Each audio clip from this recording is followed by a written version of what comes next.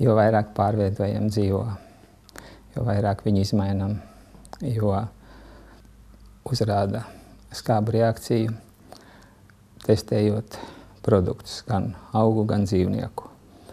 Laboratorijās visi produkti ir testēti, vienkārši sakot, sadedzināti, un tad pelnus izvērtē un rāda vai nu skābu vai sarmainu reakciju.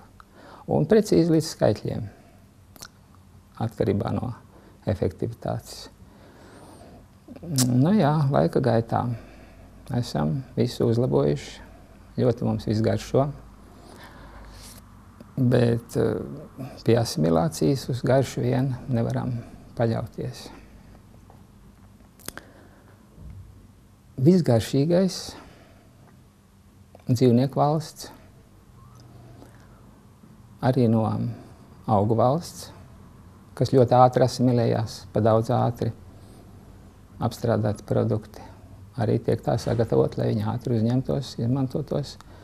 Viņi rāda skābu reakciju.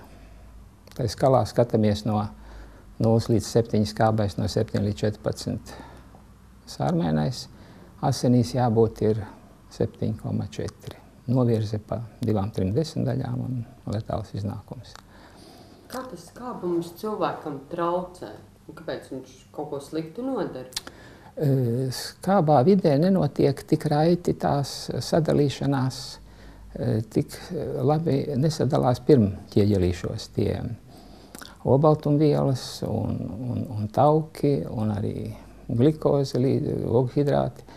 Viņi tomēr tiek bremzēti un tas nav tāds, jābūt ir ap 7, jābūt neitrālai videi, lai visi fermenti darbotos un visas palīgvielas, minerāli, mikro, makro, vitamīni, lai tie visi tā raiti viss notiktu un gan sadalīt, gan arī pēc tam formēt jaunās šūnas.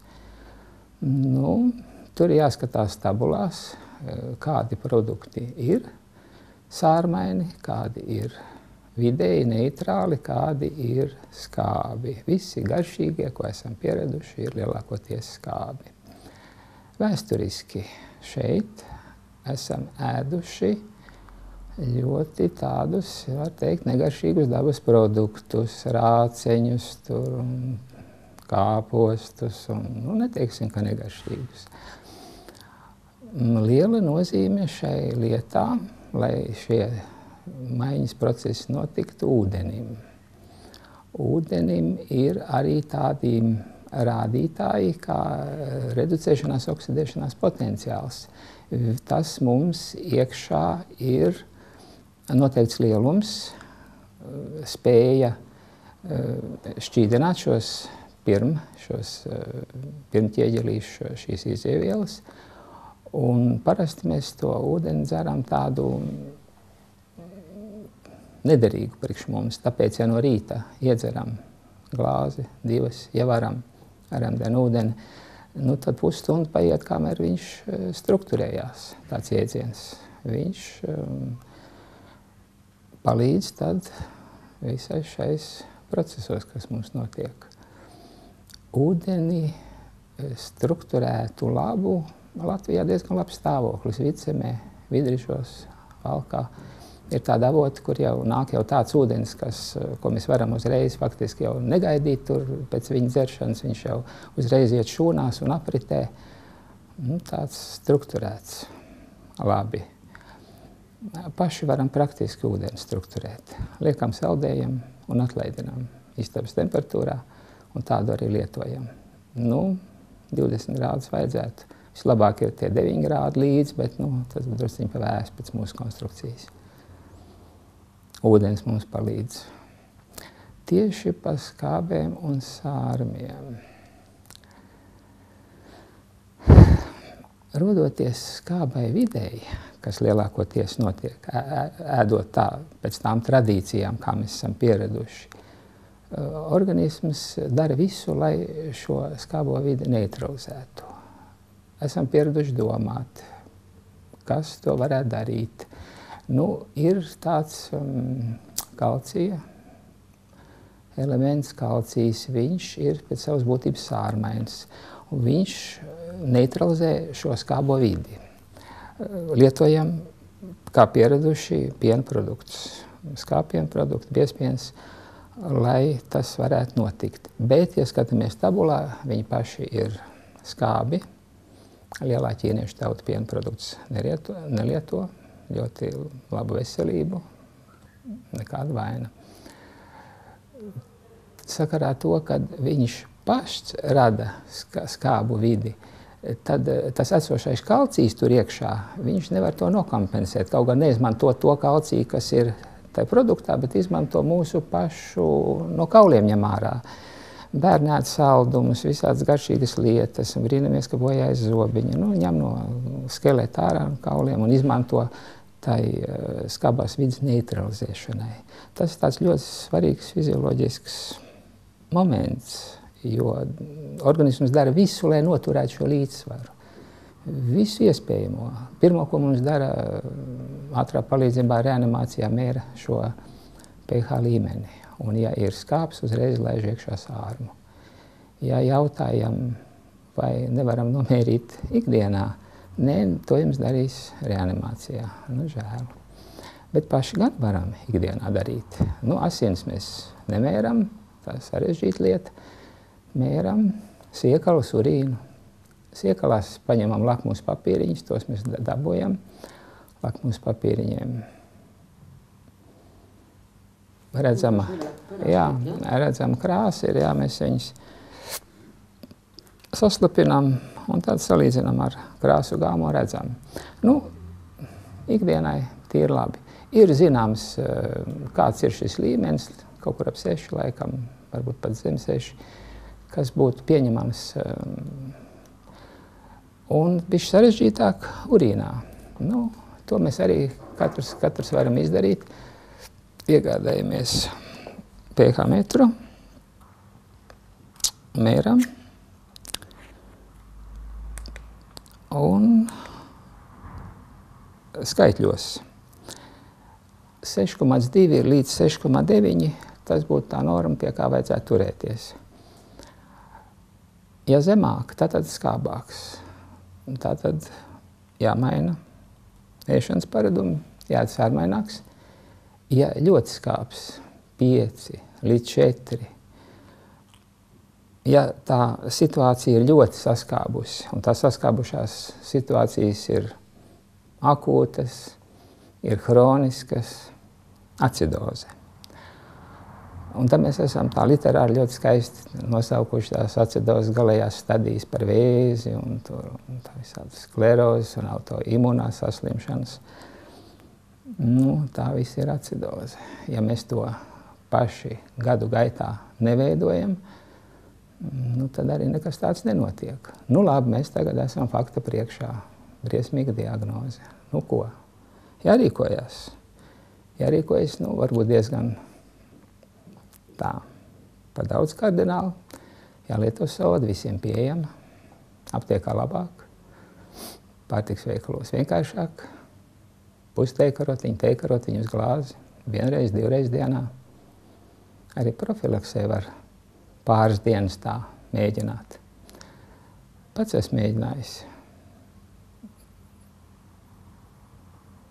Asins analīzes uzrādīja, jūtos slikti. Asins analīzes uzrāda labus rezultātus.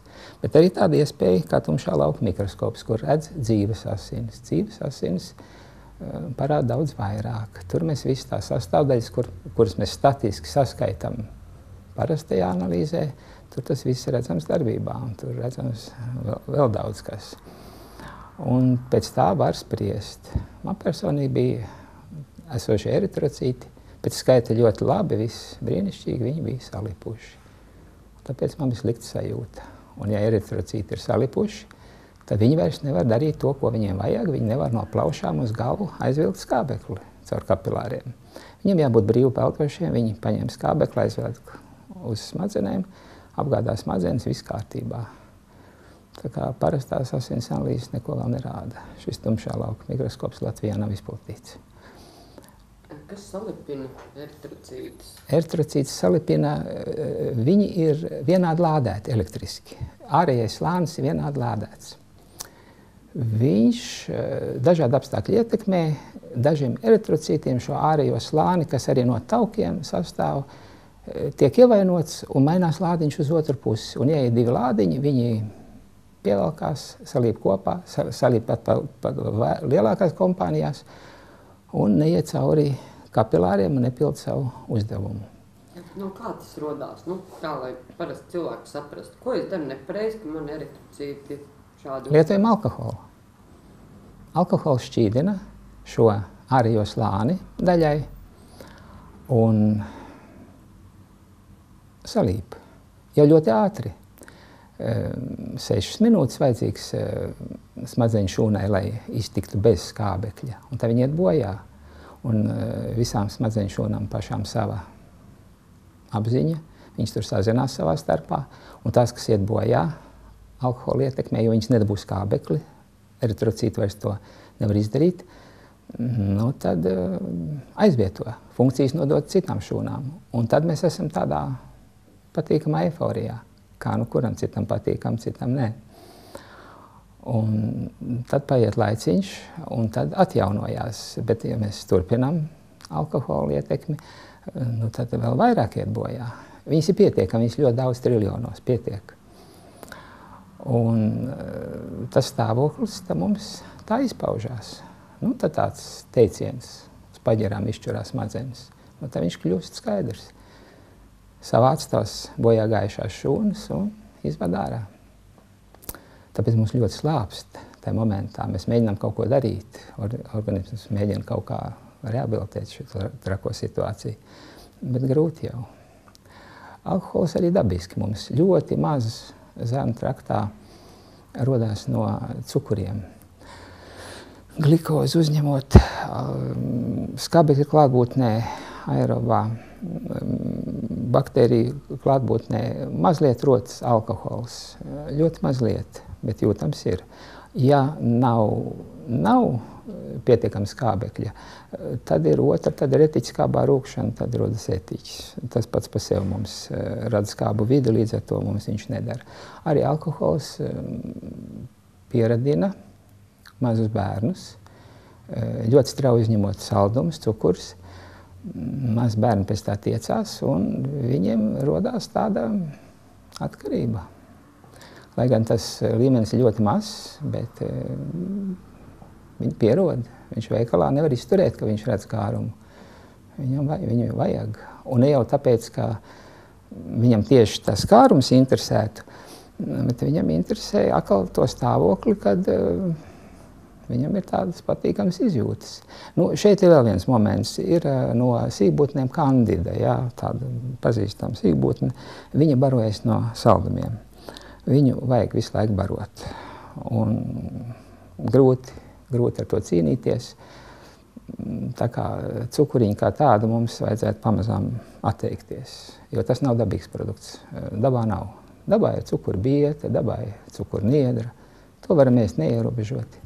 Tur ir iekšā jau visi komponenti, lai viņi sadalītu šo cukuru, lai viņš lēnām uzsūktos, lai nenoslogotu aizkuņas iedzeri, jo ātrā uzsūkšanās tik ilgi moca aizkuņas iedzeri, kad izveidojas diabēts citam. Un tad nevaram saprast, kāpēc. Tas saka, cukurniedru cukurs, viņš ir, to var lietot, ja ne? Cukurniedru pašu, ēdam pašu, cik varam. Bet cukurs jau viņš ir, tehnoloģiskais process nav patīkams, viņš tur, sērskābēm un visādām koncentrētām vielām, ļoti nepatīkami. Viņas gan atdala nost pēc tam, bet, nedzīvs, nevajadzīgs produkts. Mums ir pretī aizstājies medus. Gribam atradināt no cukura atradināties labi. Pirmais visās savās telpās dzīvojamās, kur virtuvē medus podiņš ar karotiem. Jā, ka katrā istabā tur kāds rūk, jā? Baterija, kur mēs, katrā istabā. Lai no cukuriņa atradinātos, turam sev tūmā vienmēr medus trauciņu ar karoti iekšā. Piedāvājam bērnam, ēdam paši, bet cik daudz apēdīsim. Garšīgs ir, bet viņam ir sava bremze iekšā. Daudz neapēdīsim.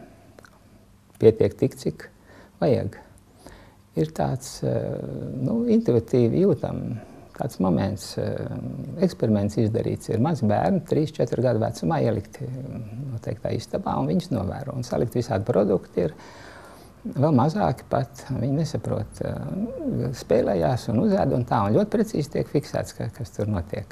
Un tā, kā saliek kopā, ko katrs konkrēti rēķis, viņš ideāli ir izvēlējies visu šīs olbaltumvielas un oghidrāts un tauks ideālā attiecībā un tieši tādā momentā, kas viņam vajadzīgs ir. Varam arī testēt dažādas produktus, arī tieši, kas mums konkrēti kādam orgānam vajadzīgs, lai mainītu fizioloģiju, lai dažādas vainas ārstētu. Tādas speciālas metodas. Viss šis ir saistīts, protams, ar to skābju sārmu līdzsvaru, jo arī šīs visi saldumi, viņi ļoti skābu vidi rada un līdz ar to izjauc to līdzsvaru un traucē mums. Organisms aizsargājās pret skābo vidi. Ir viens no, protams, vadam ārā caur nierēm, caur zarnu traktu, caur gļotādām, visām iesnas un klepus un visādi izdalījumi reproduktīviem orgāniem. Arī vēl neiet cauri, ņem ādu palīgā, visādi augonīši, visādi kaut kā jātiek no tā vaļā.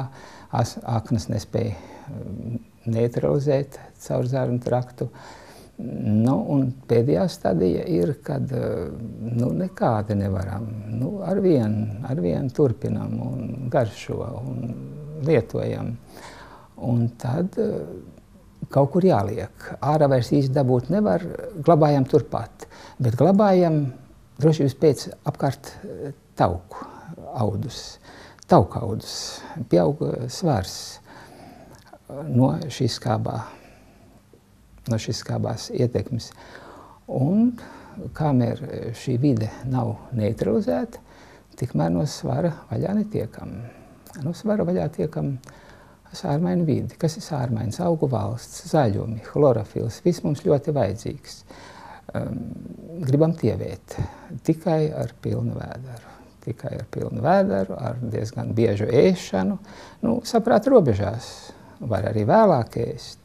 Vissvarīgāko vielu apstrāde notiek no 1 līdz 3 naktī, lai neietekmē prāts. Bezapziņas stāvoklī prāts arī piedalās ar visām emocijām, traucē pilnvērtīgi. Un tāpēc izvēlēt šis laiks no 1 līdz 3 naktī, kad aknas pilnībā apgūst visu, ko mēs esam viņam tur piedāvājuši, sadala normālā stāvoklī. Tad naktī tieši varētu ēst no 1 līdz 3? Varbūt bišķi ātrāk. Var arī ēst arī pirms gulētiešanas, nedaudz, jo viņš būs tā kā pirmā plānā un tiks pilnvērtīgi sagremots. Vēl par tieviešanu, organisms arī nav muļķis. Viņš skatās uz saimnieku, ko viņš dara. Saimnieks badojās, gavēnis un badošanās. Un viņš redz, ka kaut kas nav kārtībā, slikti laiki pienākuši. Varbūt, ka turpināsies, jāliek rezervē. Tāpat kā skābumi, tāpat arī neēšana krasa, liekam rezervē. Pretējais efekts. Man viens kristietis pazīstams, kāpēc pēc gavēņa pa 10 kilogramiem kļuva apaļāks? Tā vajadzēja būt otrādi. Es saku, tu redz, kā ir, tu noskaņojies uz neēšanu, bet tavs organisms redz, ka tu dari kaut ko nepareizi, ka tev ir jāēd. Un tad visus šos kalorijām nabagākos augu valsts, tāpat arī no dzīvnieku valsts saprāta robežās, un uzturēt to sāta sajūtu. Tā ir tik ļoti mānīga. Viņa mums neataino to. Asins analizatori, viņi tik apmēram 15-20 minūtēm pēc tam konstatē to stāvokli, un tam mums tā sāts sajūta rodās. Vēl var dažādi ķīmiski un fizioloģiski to ietekmēt, bet tā ar prātu aptverota mānīga lieta. Pazinu kādu pavecāku kundzi, viņa visu mūžu darījusi tā. Kad īsti iegaršojās, tā jābeidz ēst. Cepur nost. Vajadzētu kaut vai tā, kaut kādu formulu izdomāt, kaut kādu kritēriju tā piebremzēt. Bet tā sev mocīt. Vēl viens faktors - saules jonu plūsma. Tā, kad tumsā ieiet ēnas pusē, tad viņi mazinās tā fotonu un elektronu plūsmu, un tad līdz ar to nepalīdz tik labi gremošanai. Labāk gremot gaišā dienas laikā. Tas sadalījums, teiksim, tai uzņemšanai barības būtu tā ap 12 dienā līdz 8 vakarā. Tas it kā tā paredzēts, ka trešdaļu diennakts mēs uzņemam, tad no 8 vakarā līdz 4 rītā apstrādājam, sagremojam, un tad no 4 rītā līdz 12 atkal vadam ārā. Un tad jūs tur turpinājāt, ir cilvēki, kuriem no rītiem negribās ēst. Kāpēc negribās ēst tad? Varu, jā. No rīta pēc šī sadalījuma negribās ēst, bet tomēr atkal savukārt no 7 līdz 9 ir kuņģa darbības maksimums. Jūcīgā kārtā. Dažādas tās teorijas, bet mocīt nevajag kuņģi, vajag kaut ko uzēst, kaut vai mazliet. Ūdeni dzert. Ūdens mums jādzer diezgan daudz. Mēs varam kontrolēt, mēs varam pamērīt urīnu, cik mēs pa dienu izdalām, saskaitīt. Tikpat jādabū apakaļ. Citam varbūt mazāk vajag, citam izmantojās no ēdiena ūdens, bet viņš ir arī tīrs kā tāds būtu jādzer. Un diezgan pagrūti viņu dabūt tā ikdienā. Es minēju to saldēšanu. Un tad, ja mēs ievērojam šos ārmaino ēšanu, nodrošinām šos normālos apstākļus, tad nemanot svars nokrīt. Nav vairs vajadzības liekos toksīnus ievīstīt taukos un nolikt noliktavā. Viņi vairāk nekrājās, un esošie šai situācijā, ārmainā situācijā, tiek kliedēti, sadalīti pirmreizinātājos, un mēs zaudējam svaru. Nemanāmi un paliekoši. Un arī veselība uzlabojās, un, teiksim, no kādām kaitēm var atbrīvoties, atbrīvojot mainot vidi. Jā, personīgi spiediens ir aizgājis uz neatgriešanos, asins spiediens. Tas ir mainījies, daudzas lietas, uztvere. Runāja kādu jaunu cilvēku, viņam bija arī problēmas kaut kas ar tādu kā krāsu uztveri pie redzes un kam ir bijis ar dzirdi, tad daudz asāka kļūst šī receptora darbība, un mēs varam labāk orientēties jau tā šaurajā mums atvēlētajā diapazonā, ja diapazons ir ļoti liels, un mēs šais 3 dimensijās dzīvojam diezgan ierobežotā intervālā. Skābu sārmainu. Ņemam palīgā tabulas. Jau ar laiku mums izveidojās uzskats par to, ko mēs varam. Ja ļoti gribam, gaļu gribam, zīvis, olas, pienu. No piena vislabāk raudzēti produkti. Pienu gan vajadzētu atsevišķi ēst. Viņš ir diezgan komplicēts, tur ir visas 3 produktu grupas. Bet, ja šos skābos lietojam, tad 5. daļu, 3. daļu, pusi. Un pusi zaļumus. Salātus dažādus, vislabāk dzīvus vasarā tagad liela priekšrocība. Chlorofils mums ļoti vajadzīgs. Chlorofils no asiņu hemoglobīna atšķirās pa vienu jonu, visa molekula pilnīgi analoģiska. Tur bija mangāna un kalcija jons, laikam. Parasti salāta lapas, kas ir tās plūsmas? Jā, pēc iespējas, cik varam. Ko nevaram sakost, blenderējam. Esmu pēdējā laikā iemācījies blenderēt. Tām balandām bija interesants, kas ar tām balandām ir? Balandas, ļoti vērtīgi augi. Ļoti vērtīgi, amerikāņi izpētījuši. Viss neizvietojumās aminoskābes, kuras mums būtu jāuzņem, visas vajadzīgās vielas, mikro, makro, vitamīni paši pa sevi. To visu varam tieši ar nezālēm. Ļoti jocīgi lingvisti rīkojušies ar mūsu valodu. Nezāles. Nu, kāpēc nezāles? Nu, īstās zāles. Īstā veselība. Nezāles. Varbūt ar laiku tā vairs nesauksim. Sauksim par zālītēm. Labā nozīmē.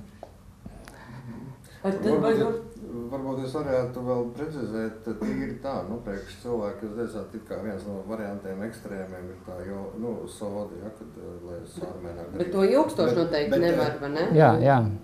Bet varbūt jūs varētu noteikt, nu, kaut kāds pirmo trīnieku, kas, teiksim, ir visradikālāk palīdz sārmēnāku vīdi radīt organismu. Jā, nu, jā, tās trīs. Nu, kaut kāds 3-5 vērtīgākās lietas, kuras mēs varam ikdienā dabūt. Nu, ekstrēmos apstākļos pie sliktām diagnozēm, tur mēs tā lietojam sodu. Tur mēs pašķēdam pusi teikarotiņu uz glāzi ūdens, 1, 2, 3 dienas. Cietniece Jansona teikusi, kādreiz man pirms 30 gadiem dzer sodu un padzer ilgāku laiku, un tu attīrīsies, tu normalizēsi. Toreiz neticēju, nu tā tas viss pierādās. Nu, skatīties mūsu tabuliņā, kas tur ir paši tādi ikdienā. Gurķi ļoti sārmaini. Nu, tas pats Himalais sāls. Nu, jā, tas špikerī tad ir.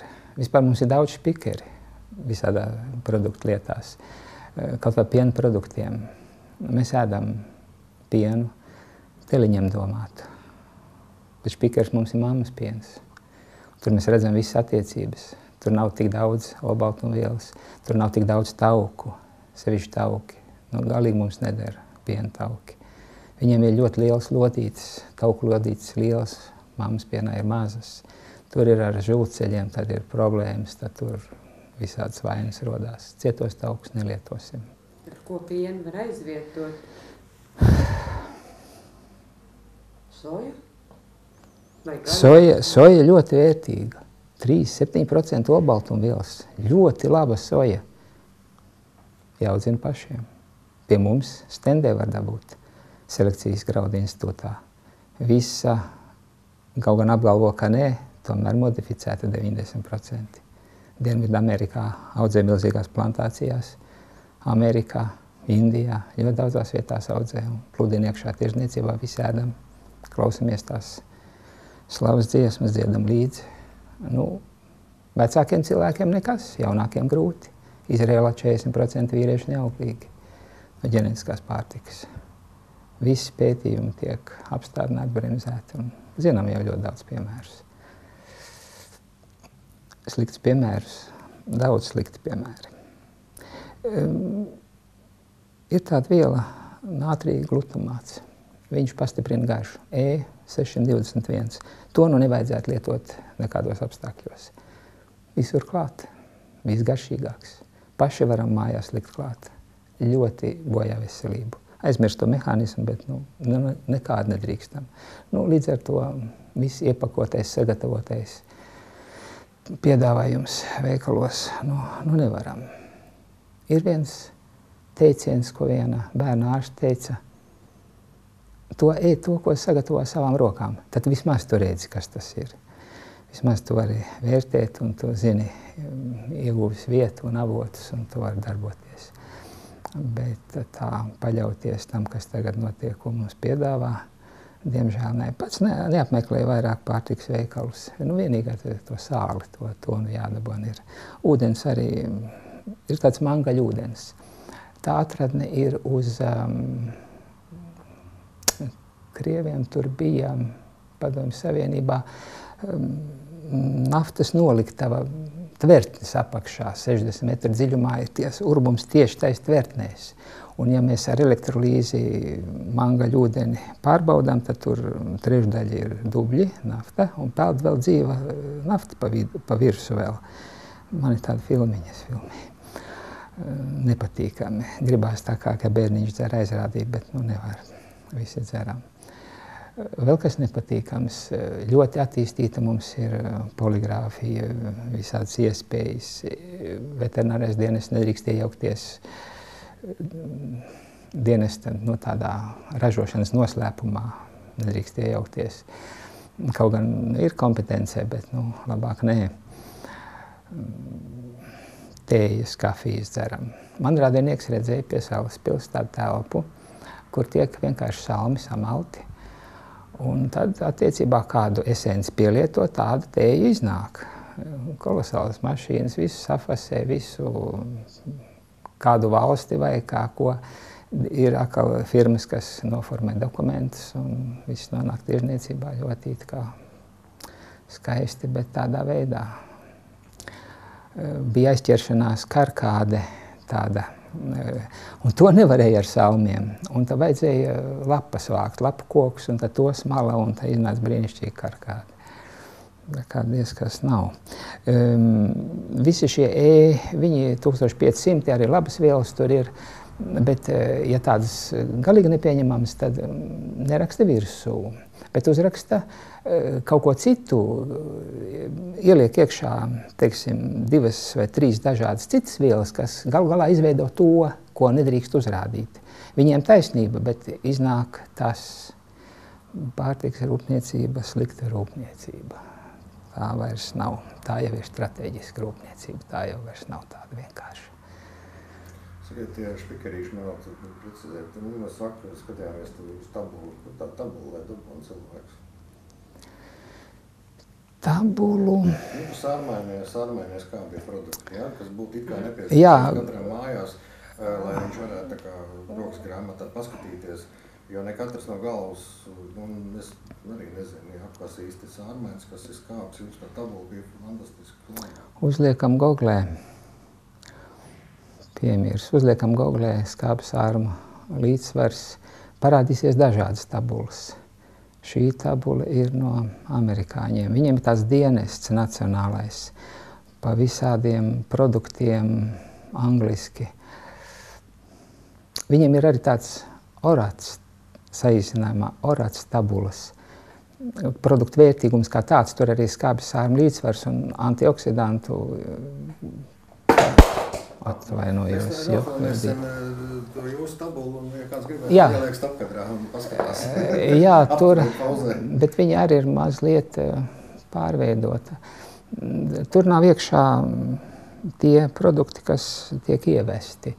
Mums nav ģenētiska atmiņa uz šiem ievestiem produktiem. Mēs esam ēduši griķus, ļoti labs tāds viegls ārmaiņas produkts. Griķis ļoti vienkārši ir uzliejam vakarā augstu, ūdeni, tēju, kaut ko garšīgu. Mēs vakarā nevajag. Stundu, 2 viņi ir mīksti, pilnīgi mīksti. Bet mēs esam mācīti, ka jāvar karstā. Sacementējās viņu grūtāk tad ir. Enzīmi iet bojā. Viņš praktiski kļūst jau nevajadzīgs pakāpē. Vislabāk to ir Ailita Folkmane raksturojusi 2 vārdiem – katliņa substance. Visvārītais ir katliņa substance, vienalga, kas tas ir. Tur vairs nekas nedarbojās, un mēs sevi apgrūtinām. Mēs apgrūtinām ar to pielikto enerģijas daudzumu, ko mēs ieguldam, lai mēs dabūtu no tā ārā. Lai mēs no olas dabūtu ārā vienu vienību kaut kādu enerģijas, mums jāpielieto 1,3 vienības ar zaudējumiem.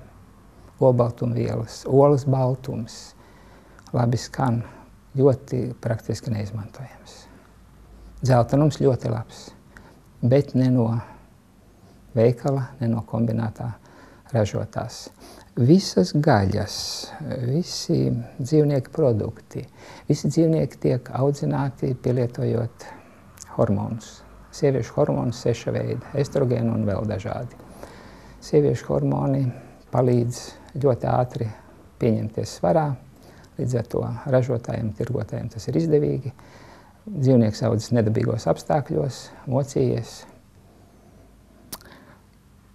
Šie hormoni ļoti izturīgi. Viņi iziet cauri mūsu gremošanas traktam, caur kanalizāciju upēs. Upēs zinātnieki skatās, notiek nārsts. Laiž ikrus mātītes, bet arī te viņi laiž ikrus. No hormoniem sēdušies hormonus un mainījās dzimums. Ļoti sarežģītas lietas, ļoti bīstamas lietas. Tādā praktiski meža dzīvnieki paliek, mājās audzēti dzīvnieki, zivis, ja nav citāda veida piesārņojums, visas mākslīgi audzētās arī tiek individuāli šļircēts iekšā šie visi, un ne jau hormoni viena, visādas citas palīgvielas. Tā kā lielas problēmas ar gaļas lietošanu. Viens pazīstams zintnieks man saka, viņš saka, man bija visādi spiedieni un visādas sirdi un aritmijas un vienu gadu neietu gaļu un visu aizmirsu. Viss izlīdzinājās, visas kardiogrammas brīnišķīgas. Ko lai tagad daru? Bijusi izdomājis gadu. Nu, ko lai dara? Es saku, nu mēģini turpināt, nu skaties, cik varēs izturēt. Un tā mēģināja un atradinājās un vairāk nesāk un ir vesels un priecīgs un palīdz citiem cilvēkiem. Tā kā šis skābu sārmu lieta ir ļoti mums svarīga. Nu, tagad paldies Zvaigznei ABC, 2 kolosālas grāmatas, PH brīnums un Zaļā dzīve. Abas no Amerikas. Cilvēki pūlējušies, strādājuši, apkopojuši 30 un vairāk gadu pieredzi pa personīgiem līdzekļiem. Oficiāli nē. Oficiāli viss tiek aizmirsts un noklusēts un tā. Paldies Zvaigznei ABC.